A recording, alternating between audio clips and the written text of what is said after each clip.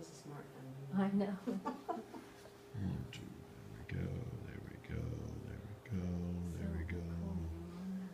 Alright, don't move forward so we can see a little bit. Alright, here we go, and start the clock. Alright, so today I'm going to be talking to you all about the importance of fluoride in your water. And it's an excellent advantage for our public health and just for our overall well-being.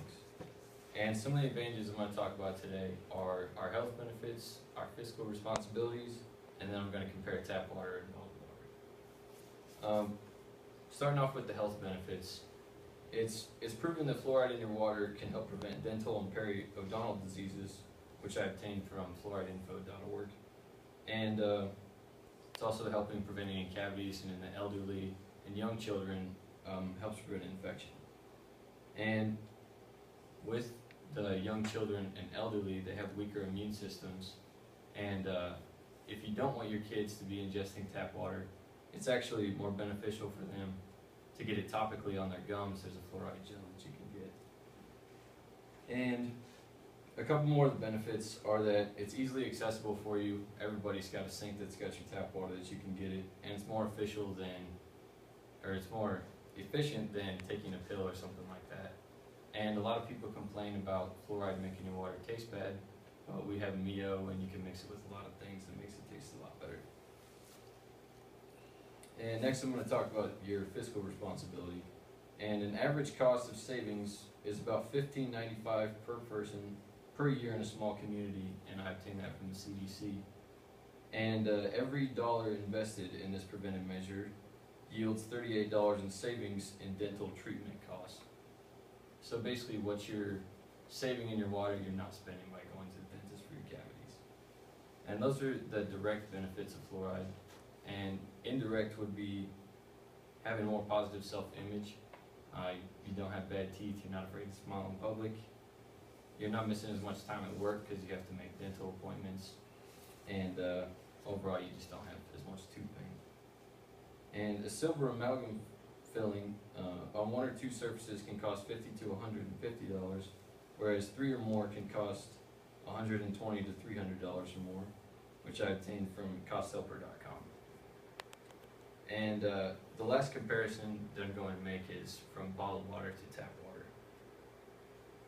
And you're spending more money per gallon than you would on gasoline for water that you can literally get out of the tap for free, which I obtained from rd.com/wellness.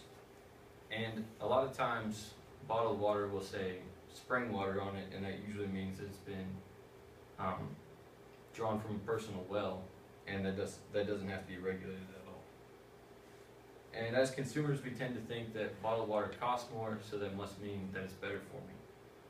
And that's not true, because bottled water also doesn't contain chlorine, which makes tap water not taste as good, but it also sterilizes your water, which is very important for all of you. And most of us aren't very good about recycling, and bottled water is a huge waste of plastic. And something that we usually don't think about is transporting for bottles and keeping them cold burns our fossil fuels, which I actually read a National Geographic article about.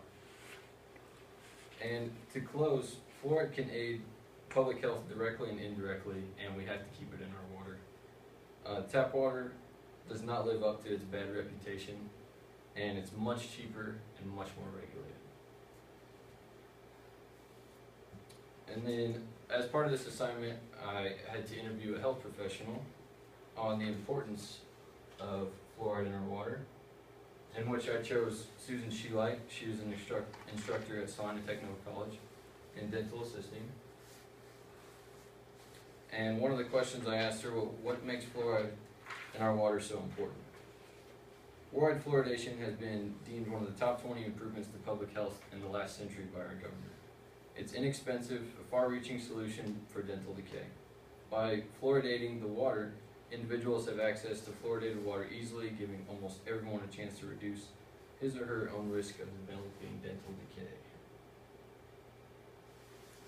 And I also asked her about the cost effectiveness of fluoride in our water, and she gave me a quote from fluorideinfo.org. Depending on a community size, the type of equipment used, and labor costs, water fluoridation costs about average of 20 to 50 cents per person per year, and over a lifetime this is less than the cost of one dental filling to repair one decayed tooth. And I also asked, does our local tap water contain too much fluoride? No, tap water is regulated very closely. In the past, 1 part per million was the benchmark for the concentration of fluoride in the water. It's approximately 1 drop of fluoride in a bathtub of water. And do you recommend drinking tap water to your students? Yes, most bottled water comes from a municipal water source of some kind. This means people pay for tap water. This even means that some bottled water contains fluoride. Many people who do not want to drink fluoride or are scared of the effect on the body drink it without